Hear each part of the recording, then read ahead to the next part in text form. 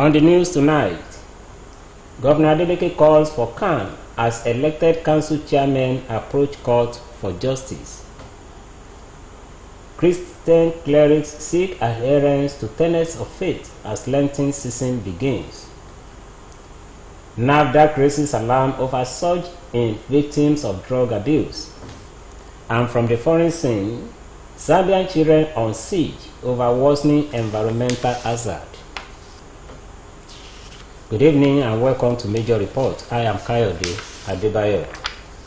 Osun State Commissioner for Information and Public Enlightenment Oluwamokolapo Alimi has said that the newly elected local government chairmen and councillors in the state have approached an high court for resolution of the leadership tussle in the council areas.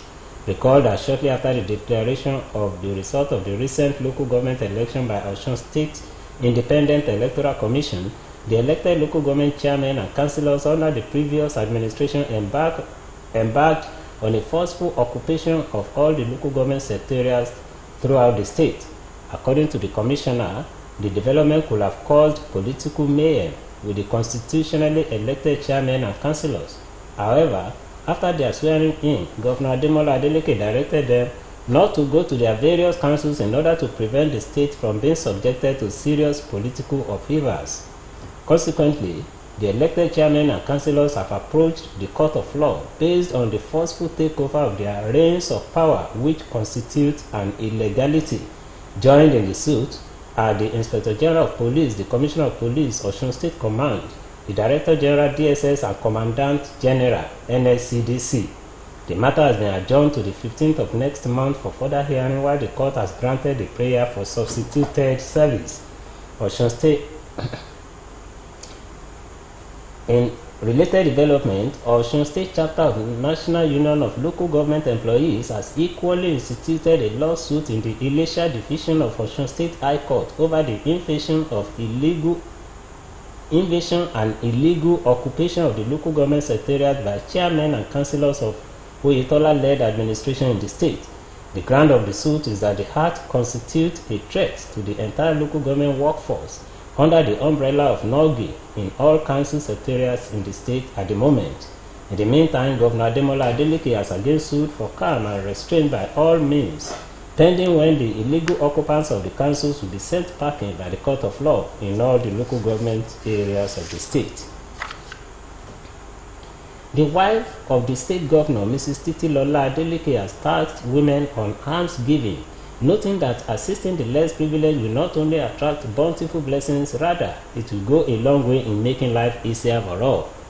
Mrs. Adeleke stated this at the 2025 Ramadan lecture held at Ede for the less privileged, noting that the program was born out of the need to put smile on the faces of the needy, especially the women, in the spirit of Ramadan.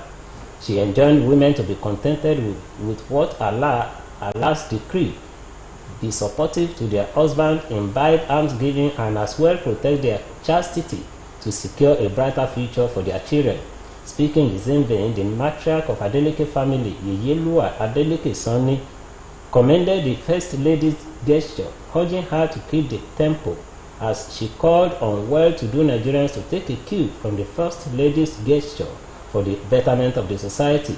In his exhortation, the chief imam, Adinu Yusra Society, Ede, Malam Ahmad Babatunde, commended the First Lady for the gesture, as he described Ramadan period as the best of months, enjoining Muslims to be steadfast in the tenets of the faith.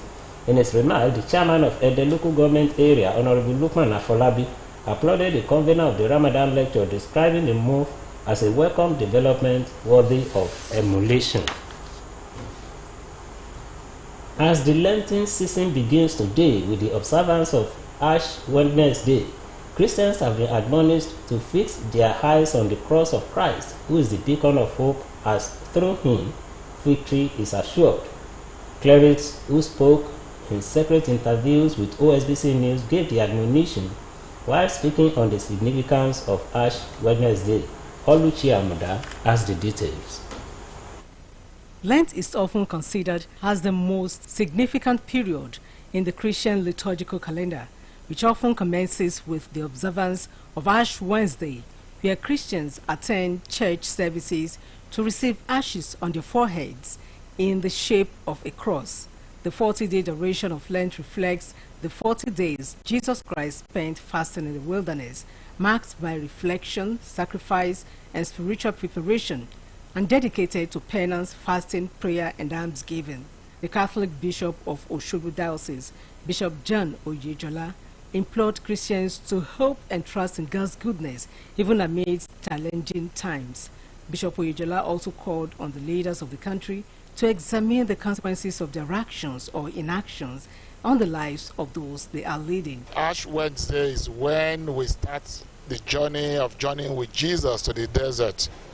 It's a period when we start preparing for the resurrection of Jesus Christ. It's a period when we sit down to look at our mission, why God created us, for what purpose, and we try to become focused. By speaking on the significance of Ash Wednesday, two clerics, Reverend Father Ambrose Olasindi and Reverend Father Patrick Sholadui, admonished Christians to seek genuine repentance with the constant reminder that man came from dust and man will equally return to dust. If actually we remember who we are, there won't be all these hues and cries about all of the things that people are running about for, because you know your essence, you know who you are, you know where you are up to and where you are not up to. So you won't catch and you won't run after what is beyond you. As Christians during this period, let us use words that will better the life of others, that will bring hopes and joy to others. We should also abstain from worry. You know, the economic situation, we think about a lot of things, but let us learn to trust God. The 40-day Lenten season will dovetail into Good Friday to mark the crucifixion of Jesus Christ and climax with Easter Sunday to commemorate the resurrection of Jesus Christ from the dead. Oluchi Amuda, Osbc News. The Minister of Regional Development, Engineer Baka Momo, has assured of the ministry's commitment to alleviating the challenges faced by unemployment Nigerian youths across the country. Engineer Baka Momo made the pledge during a courtesy visit by the National President of the Society for the Welfare of Unemployed Youths of Nigeria, Comrade Preye Tambo, alongside other executive members. The minister expressed his commitment to supporting the SWYN's initiatives, stating that unemployment among young people in the regions is a critical issue that needs to be addressed. According to him, the partnership between the organization and the Federal Ministry of Regional Development is expected to yield several benefits for unemployed youths in Nigeria, including job creation programs, entrepreneurship grants, scholarships, vocational training, and community development projects. According to a statement signed by the group's national president, the visit focused on discussions around strategic partnerships and collaborations to support unemployed youths. Tambo reiterated the organization's commitment to improving the lives of jobless youth and expressed optimism that working with the ministry will yield positive results. The delegation also presented a partnership proposal detailing various initiatives and projects aimed at empowering young Nigerians. The Minister of Interior, Dr. Olubunmi Tunji-Ojo, has vowed to eradicate corruption in correctional centers and ensure that the centers across the country focus on rehabilitation rather than punishment. The minister made a vow during the second public hearing on alleged corruption and other violations against the Nigerian Correctional Service in Abuja. He said that the move was part of government's efforts to transform the correctional service into a model for rehabilitation and reintegration, emphasizing the government's commitment to changing the narrative of the correctional service, which had been marred by allegations of corruption, abuse, and neglect. According to him, the responsibility of a correctional officer is to be an agent of rehabilitation, restoration, reformation, and correction, and not that of condemnation, and which may result to failure in the system. Dr. Tunji-Ojo pointed out that the present administration, under the leadership of President Bola Tinubu, is committed to providing adequate resources and funding for the correctional service, assuring that correctional officers will be trained and equipped to handle the complex needs of inmates. He stressed the need for a holistic approach to rehabilitation, saying this includes providing inmates with access to education, vocational training and mental health services. The Rivers State government has said it has yet to receive any document on the Martin Amaewhule-led House of Assembly resolution following last Friday's Supreme Court judgment. Recall that the Speaker, Martin Amaewhule, in a letter addressed to the Rivers State Governor, Siminalayi Fubara, requested the latter to present the 2025 appropriation bill to the House within 48 hours in line with the 1999 Constitution. However, the Secretary to the Rivers State Government, Dr. Tami Dalagogo, in a statement maintained that the governor has yet to receive the letter, saying the state government heard of the purported move on the social media. Dr. Dalagogo also stated that the state government had yet to receive a copy of the Supreme Court judgment to enable it to respond appropriately. The SSG assured the people of the state of the governor's commitment to abiding by the rule of law, as he had noted earlier in his statewide broadcast, as he urged Nigerians to obey and implement their decisions in accordance with the rule of law and the best interest of the state government. The Federal High Court in Kaduna has ordered the temporary forfeiture of 1.3 billion naira, which was allegedly diverted into the private account of Indo-Kaduna Mats JV Nigeria Limited. The ex parte order, which was given by Justice G.M. Kabara late last month, was sequel to the application that was filed earlier, while the federal government of Nigeria is the applicant, while Indo-Kaduna Mats JV Nigeria Limited is the defendant in the suit, which was brought pursuant to the Advance Fee Fraud and Other Related Offences Act 2006. According to court documents, the forfeited amount was recovered into the Independent Corrupt Practices and Other Related Offences Commission recovery account domiciled with the Central Bank of Nigeria in the course of an ongoing investigation activity against officials of Kaduna State Government between 2015 and 2023. The court directed the applicant to publish a notice in any two national newspapers calling for persons, whether human, juristic, or artificial, having interest in the property, to show cause in court, while the aforesaid movable property should not be permanently forfeited to the federal government. The defendant was also charged for the proceeds of the Crime on Recovery and Management Act 2022 and Section 6, Subsection 6 and 9A of the 1999 Constitution of the Federal Republic of Nigeria as amended, and the case has been adjourned to next month. The National Agency for Food and Drug Administration and Control has revealed that 14.3 million Nigerians are victims of drug abuse, describing the figure as alarming. Speaking in Oyo State during the NAFDAC Catch Them Young initiative and the inauguration of the NAFDAC Consumer Safety Club for secondary school students, the agency's Director General, Professor Mojisola Adeyeye, emphasized that the fight against drug abuse is crucial for Nigeria's future. Represented by NAFDAC's Oyo State Coordinator, Pharmacist Sam Adeyemi, Professor Adeyeye called for collaboration among stakeholders to strengthen drug reduction programs, particularly targeting secondary schools. The agency warned that 2/3 of those who abuse drugs suffer severe consequences, urging Nigerians to shun the harmful practice, highlighting the dangers of drug abuse among students, including absenteeism, poor academic performance, and neglect of family responsibilities. The NAFDAC Director General stressed that every victim of drug abuse belongs to a family and a community, making collective action essential, as she urged teachers to play an active role in combating drug abuse by working closely with parents and guardians to curb the growing menace among young Nigerians. Professor Adeyeye enjoined members of NAFDAC and NCSC to assist in information flow on the agency's regulatory activities and promote the fight against drug abuse, fake and counterfeit regulated products. A university don, Dr. Adedayo Sobowale, has attributed the current problems facing Nigeria to the failure of the past generation to plan for the future of the country. Dr. Sobowale stated this while speaking as the guest speaker at this year's edition of the World Engineering Day organized by the Nigerian Society of Engineers, Osogbo branch. John Oyelakin has more on the report.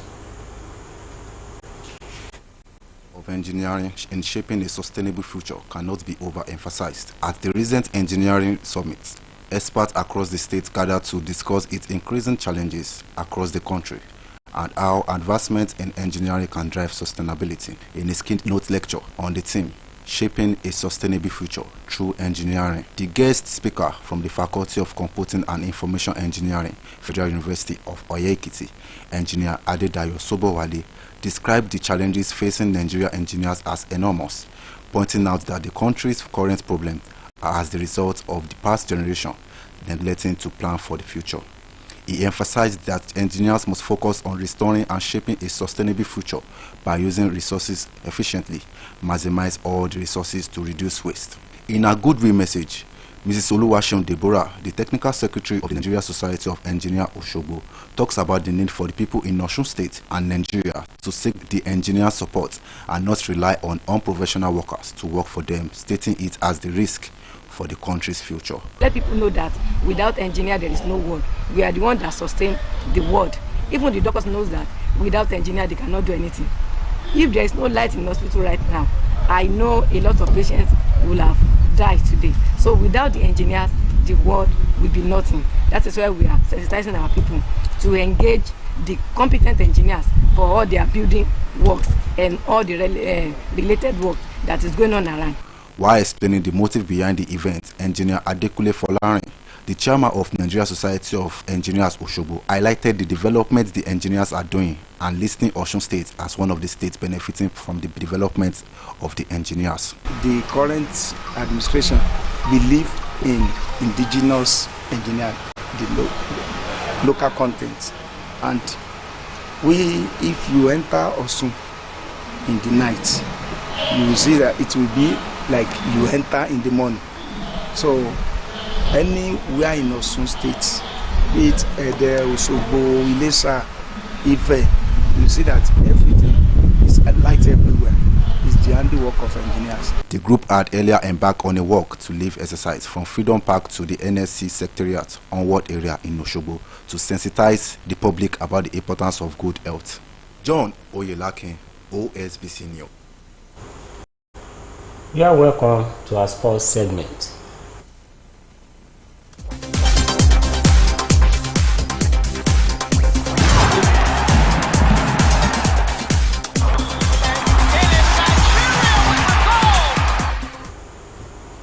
Nigeria's under-17 girls, Flamingos, will today fly out of the country to South Africa for the first of their two-leg FIFA Under-17 Women's World Cup qualifying fixture against the Under-17 girls of South Africa known as Botswana.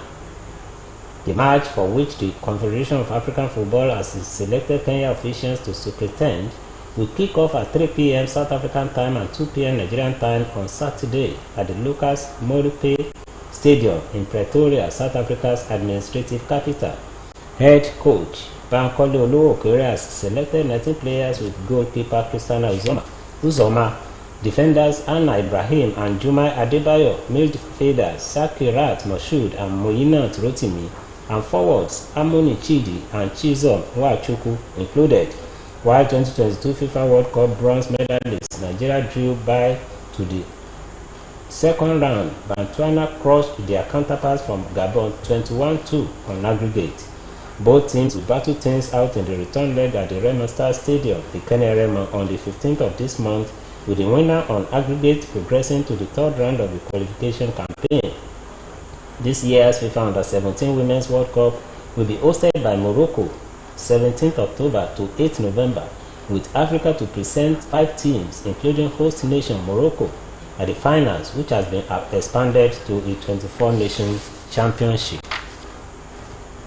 And now, coming from the foreign scene, the Human Rights Watch says the failure of Zambia's government to intervene against blatant violations of environmental law is worsening the exposure of a high number of children to severe health risk. The HWR said Zambia is allowing South African, Chinese, and domestic mining companies to continue to operate in the lead-contaminated town of Kabwe, where residents are already reeling from decades of toxic lead exposure, mostly lead poisoning, at a shuttered mining site in the country's central region. According to the agency, Kabwe, north of capital Lusaka, is one of the world's most polluted places after decades of lead and zinc mining, as companies are profiting from mining, removing and processing lead waste at the expense of children's health. Human Rights Watch Children's Rights Director Julian Kipempak said more than 95% of children in the area had elevated blood lead levels. Kipempak explained that nearly 200,000 people, many of them women and children, have been exposed to the contamination, urging the government to revoke the permits of mining companies and clean up the pollution hazard. And with that story from the foreign scene, we come to the end of our major report on Osbc TV tonight. The bulletin was edited by Michael Adeniyi. I am Kayode Adebayo. Thank you for watching and good night.